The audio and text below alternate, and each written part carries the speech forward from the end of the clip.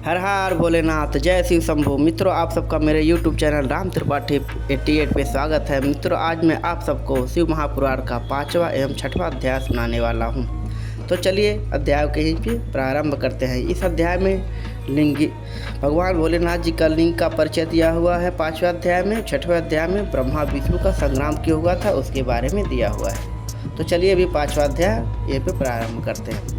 श्री सूत जी बोले, हे ऋषियों, श्रवण कीर्तन और मनन में आसक्त प्राणी यदि शिव जी के लिंग बेर की स्थापना करनी, उनकी पूजा करे तो वह भी इस संसार सागर से तर जाता है। मुनियों ने कहा, यह कैसे? बेर मात्र में ही सब देवताओं की पूजा कैसे संभव हो सकती है और सर्वदा लिंगेश्वर के द्वारा शिव जी कैसे पूजे जा सकते हैं?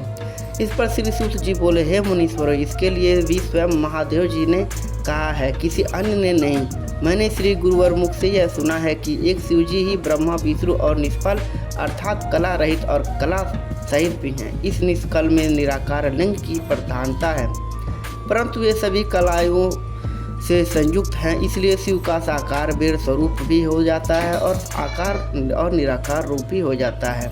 शिव जी ब्रह्मा संज्ञक भी हो जाते हैं, इसी से लोग उनके दोनों स्वरूपों की पूजा करते हैं। अन्य देवों में यह तत्व नहीं है। यही कारण है कि वे निष्कल लिंग रूप से पूजित नहीं होते। ब्रह्मा पदवी तो केवल शंकर जी को ही प्राप्त है। इस पर वेदांत सागर ओम प्रणव के लिए भी सतनंद कुमार जी ने मंदराचल पर्वत पर श्री नंद किशोर जी से प्रश्न किया था, जिस पर नंद किशोर ने स्पष्ट कहा था कि एकाकी शिव जी ही इस प्रकार पूजनीय है। कलापूर्ण भगवान शिव का बेर पूजन लोक समझता है और वेद ने उनकी आज्ञा दी है। इस पर जब सनत कुमार जी ने लिंग की बेर की उत्पत्ति पूछी तो नंदिकेश्वर ने कहा, पूर्व काल में जब ब्रह्मा और विष्णु में युद्ध हुआ तो उनके बीच में निष्फल शिव जी ने स्तंभ रूप में प्रकट होकर विश्व संरक्षण किया और तभी से महादेव जी का निष्कल लिंग और सकल बेर जगत में प्रचलित हुए। बेर मात्र को देवताओं ने भी ग्रहण किया। इससे शिव जी के अतिरिक्त बेर लिंग से देवताओं की भी पूजा होने लगी और वहीं इसका फलदाता हुआ। परंतु शिव जी के लिए लिंग और बेर दोनों ही पूजनीय हुए और उन जिनसे कल्याणमय भोग और मोक्ष दोनों की प्राप्त हुई। मित्रों, यहीं पे शिव महापुराण का ये 5वां अध्याय संपन्न होता है। तो चलिए आप सबको 6वां अध्याय जिसमें ब्रह्मा विष्णु का संग्राम हुआ था वो सुनाता हूँ। श्री नंदिकेश्वर बोले, पूर्व समय जब विष्णु जी ने अपने सहायकों एवं अनुचरों सहित श्री लक्ष्मी जी के साथ शेष शैया पर शयन कर रहे थे, तब ब्रह्म श्रोताओं ने श्रेष्ठ ब्रह्मा जी स्वयं भी वहाँ जा पहुँचे और विष्णु जी को पुत्र कहकर पूछने लगे, तू कौन है? हे पुत्र, उठ, मुझे देख, मैं तेरा ईश्वर यहाँ आया हूँ। इस पर विष्णु जी के भीतर क्रोध तो हुआ, परंतु उसे दबाकर उन्होंने ब्रह्मा जी से कहा, हे पुत्र, तुम्हारा कल्याण हो, आओ बैठो, मैं तुम्हारा पिता हूँ और कहो कि तुम्हारा मुख टेढ़ा क्यों हो गया है? इस पर ब्रह्मा जी ने कहा, समय के फेर से तुम्हें अभिमान हो गया है। हे पुत्र, मैं तुम्हारा संरक्षक ही नहीं हूँ किंतु समस्त जगत का पिता मैं हूँ। विष्णु जी ने कहा, अरे चोर, तू अपना बड़प्पन क्यों दिखाता है? सारा जगत तो मुझ में निवास करता है, तू मेरे ही नाभि कमल से प्रकट हुआ और मुझसे ऐसी बातें करता है। नंदिकेश्वर कहते हैं कि जब इस प्रकार रजोगुण से मुक्त उन दोनों महानुभावों में विवाद होने लगा, तब ये दोनों अपने को प्रभु कहते कहते एक दूसरे का वध करने पर उद्धत हो गए और युद्ध छिड़ गया। हंस और गरुड़ पर दोनों अमर ईश्वर परस्पर युद्ध करने लगे। उनके वाहन भी लड़ने लगे। देवता आकाश से देखने लगे और दोनों देवताओं पर पुष्प वृष्टि करने लगे। इसी समय ब्रह्मा जी के वह स्थल में श्री विष्णु ने अनेक अस्त्रों का प्रहार कर उन्हें व्याकुल कर दिया।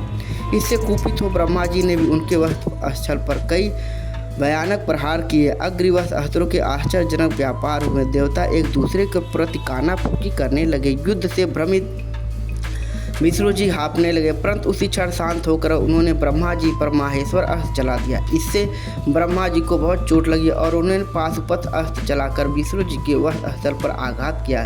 इसके पारस्परिक आघातों से देवता अत्यंत व्याकुल हो उठे और उन्होंने कहा, आप दोनों ही अराजकता उत्पन्न करते हैं, अतः यह सारी सृष्टि शिव जी की है, जिनकी त्रिशूलधारी की इच्छा बिना कोई एक तिनका भी इधर उधर नहीं कर सकता। हम लोग शिव जी के पास जाते हैं। ऐसा कहकर देवगण चंद्रशेखर श्री महादेव जी के पास गए।